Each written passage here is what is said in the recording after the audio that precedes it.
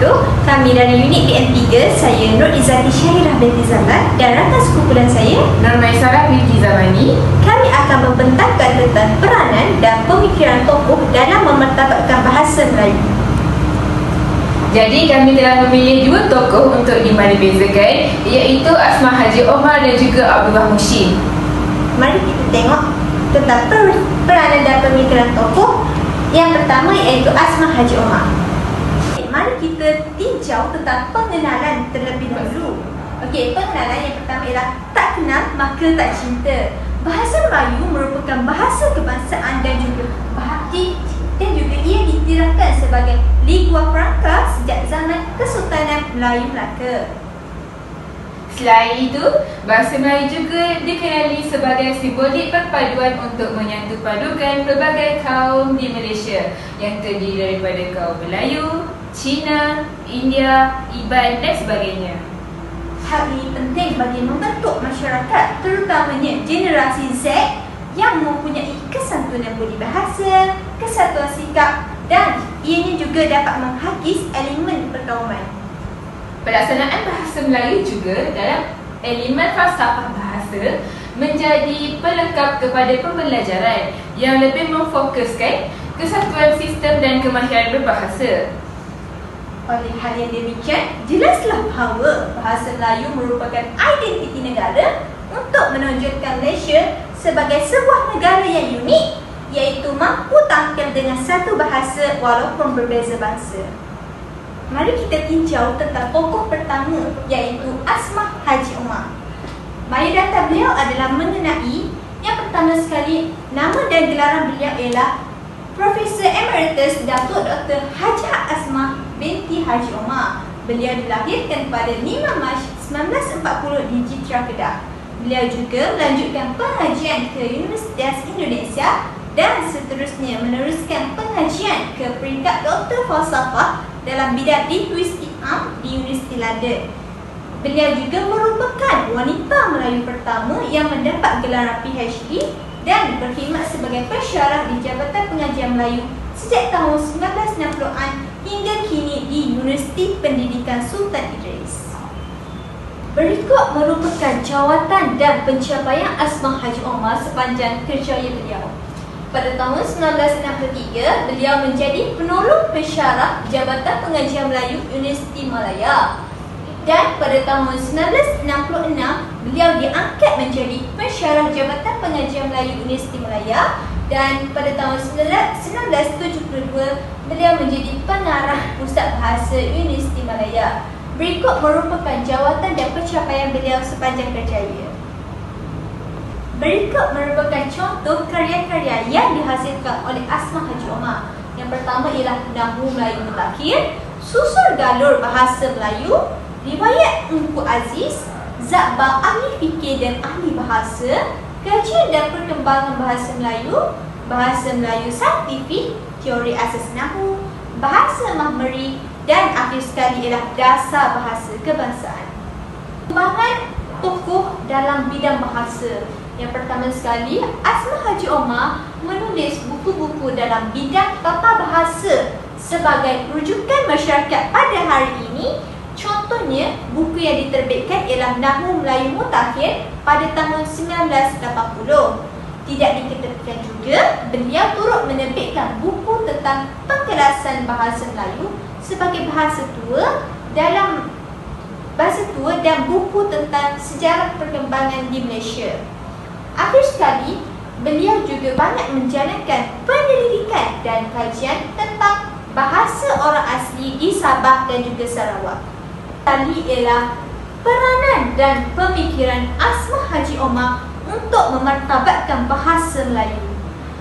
Menurut Asmah Haji Omar, Susul Galur Bahasa Melayu yang merupakan buku terbitan beliau sendiri menjelaskan tentang pemahaman mengenai bahasa Melayu yang lengkap. Bahasa Melayu yang lengkap adalah melalui ensiklopedia bahasa Melayu, di mana ia merupakan sumber utama perkembangan bahasa Melayu dari segi sejarah, ejaan, nahwu, tulisan dan ragam bahasa.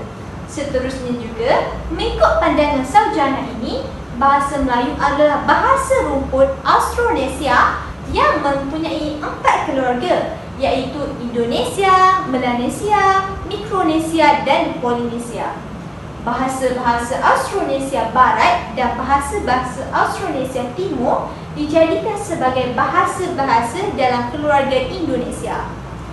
Tidak diketepikan juga, Asmah Haji Omar turut memberikan olahan dan pandangan tentang beberapa prinsip fonologi yang melandasi analisis Zabbar tentang sistem ejaan bahasa Melayu, seperti keutamaan ucapan di atas tulisan, iaitu kewujudan bunyi mendahului tulisan dan huruf sebagai lambang untuk bunyi, serta hubungan antara fikiran dengan mekanisme bahasa. Akhir sekali, peranan dan pemikiran Asmah Haji Omar ialah beliau turut memberikan pendapat bahawa wacana akademik merupakan hasil kreatif yang menggabungkan faktor-faktor bahasa psikologi dan sosioretorik.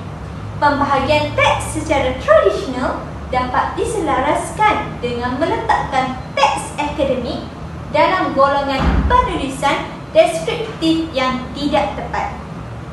Selain itu juga, kami juga telah memilih tokoh kedua untuk dibanding bezakan, iaitu Abdullah bin Abdul Qadir Munsyi. Mari kita lihat biodata beliau. Beliau dilahirkan pada Ogos 1796 di Kampung Ketek, Melaka. Beliau juga pemikir Melayu berketurunan Arab dan India.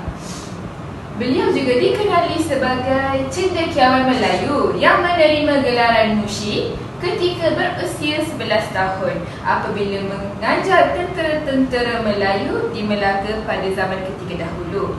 Selain itu, zaman Abdullah Munsyi merupakan zaman permulaan perkembangan bahasa Melayu moden. Beliau juga memainkan peranan yang penting sebagai seorang guru dan juga jurutulis. Selanjutnya ialah jawatan dan pencapaian yang telah beliau raih. Yang pertama, pada tahun 1815, iaitu beliau menjadi jurutulis dan penyalin bagi Stanford Raffles dan penterjemah kitab Injil dan juga teks lain untuk London Missionary Society. Selain itu, beliau juga pernah menjadi guru bahasa Melayu kepada askar-askar India. Dan juga pada 1821 hingga tahun 1822, beliau merupakan penyunting terbitan bahasa Melayu berbentuk majalah pertama, iaitu Bustan Arifin. Mari kita tinjau karya-karya yang telah beliau terbitkan. Yang pertama ialah Hikayat Kalilah wa Daminah, iaitu yang diterbitkan pada tahun 1835. Beliau terjemahkan bahasa Tamil melalui hikayat ini. Yang kedua pula ialah Kitab Adat Segala Raja-Raja Melayu dalam Segala Negeri yang diterbitkan pada 1837, juga ditulis oleh beliau. Yang ketiga ialah Kisah Pelayaran Abdullah bin Abdul Qadir Munsyi dari Singapura sampai ke Kelantan pada tahun 1838. Dan juga pada tahun 1843, beliau menerbitkan buku Cerita dan Cerita Kapal Asap. Pada tahun 1846 pula, beliau menghasilkan karya Bahawa Ini Hikayat Bintang. 1847, terlahirlah buku Syair Singapura Terbakar. Dan juga 1849, Hikayat Abdullah yang kini sangat popular. Seterusnya, mari kita lihat sumbangan beliau dalam bidang bahasa. Yang pertama, Abdullah Munsyi telah menghasilkan karya pertamanya, iaitu pada tahun 1830 yang bertajuk Syair Singapura Terbakar. Melalui karya ini, beliau membuktikan bahawa perkembangan bahasa Melayu juga boleh melalui dalam bidang penulisan seperti karya kesusasteraan. Malahan beliau juga menyedari betapa pentingnya buku nahwu bahasa tersebut. Lebih terperinci juga, beliau menghasilkan karya yang memiliki unsur pengkritikan terhadap etika penggunaan bahasa dan budaya. Akhirnya, karya yang dihasilkan dianggap sebagai pemula kepada bahasa Melayu moden. Baiklah, dalam hal ini kita juga boleh melihat kepada peranan dan pemikiran Munshi Abdullah dalam memartabatkan bahasa Melayu. Menurut Munshi Abdullah, Nahu bahasa Melayu juga ditulis oleh orang asing merupakan pengubahsuaian Nahu bahasa mereka sendiri dan cuba dipraktikkan ke dalam bahasa Melayu. Selain itu, menurutnya lagi, Nahu sesebuah bahasa tidak dapat menyelesaikan 100% mengenai masalah dalam bidang bahasa. Beliau juga menjelaskan Nahu sesuatu bahasa yang dikaji oleh orang asing mempunyai tujuannya, iaitu untuk kepentingan tertentu dan bukannya tentang kepentingan kajian ilmiah. Kemudian, beliau juga bersungguh-sungguh mendalami ilmu bahasa Melayu dan menyatakan kerugian bangsa Melayu yang tidak mahu mempelajari bahasa mereka sendiri. Hal ini dapat dijelaskan lagi dengan karyanya yang berjudul Hikayat Abdullah. Melalui Hikayat Abdullah ini, beliau menekankan konsep pemikiran masyarakat dalam bidang agama, ekonomi, politik dan juga moral. Beliau menegaskan kewajaran seseorang itu untuk mementingkan bahasa dalam karya tersebut. Beliau membuat perbandingan mengenai orang Melayu dan juga orang Inggeris serta pada masa yang sama, beliau memuji kepribadian orang Inggeris selain membuka pemikiran orang Melayu terhadap kebaikan dan kemajuan pada masa itu. Munshi Abdullah berjaya menimbulkan semangat cinta terhadap bahasa ibunda kita dalam kalangan masyarakat Melayu pada zaman pra-merdeka. Persamaan antara kedua-dua tokoh iaitu Asmah Haji Omar dan Abdullah Munshi. Persamaan kedua-dua tokoh ini ialah mereka memainkan peran yang penting dalam usaha memartabatkan bahasa Melayu dan banyak memberi sumbangan yang baik dalam aspek bahasa Melayu. Tamsilnya, kedua-dua tokoh ini mengarang buku-buku berkaitan perkembangan sejarah bahasa Melayu di Malaysia.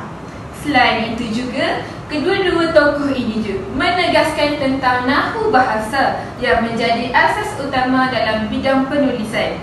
Tidak diketepikan juga, kedua-dua tokoh ini menekankan aspek tata bahasa yang merupakan undang-undang tertinggi dalam sistem bahasa. Dari sudut perbezaan pula, mari kita lihat dari Asmah Haji Omar terlebih dahulu. Beliau juga banyak memberi penjelasan tentang asal-usul bahasa Melayu, iaitu berkaitan dengan bahasa rumpun Austronesia. Beliau juga banyak memberikan keutamaan dalam prinsip fonologi yang melibatkan tentang sistem ejaan bahasa Melayu. Dan tidak diketepikan, beliau lebih memfokuskan tentang wacana akademik, iaitu melibatkan faktor-faktor bahasa psikologi dan sosial retrik. Kemudian dari sudut tokoh kedua iaitu Munshi Abdullah, beliau banyak menitik beratkan tentang kerugian bangsa Melayu yang tidak mampu meneroka dan mengkaji bahasa ibunda mereka sendiri. Dan beliau lebih menekankan konsep pemikiran masyarakat dalam aspek agama, ekonomi, politik dan juga sosial. Akhir sekali juga, beliau banyak melakukan perbezaan tentang orang Melayu dan orang Inggeris pada zaman dahulu.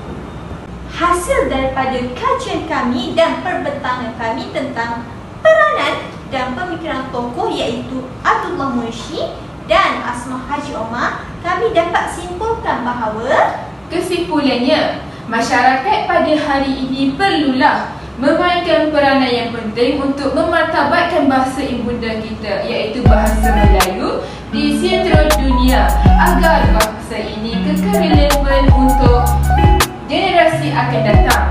Melihat pada perspektif yang berbeza, sumbangan tokoh ternama seperti Asmah Haji Omar dan Abdullah Munshi telah banyak memberikan sumbangan dalam perkembangan bahasa Melayu di negara kita. Oleh hal yang demikian, kita sebagai rakyat Malaysia perlulah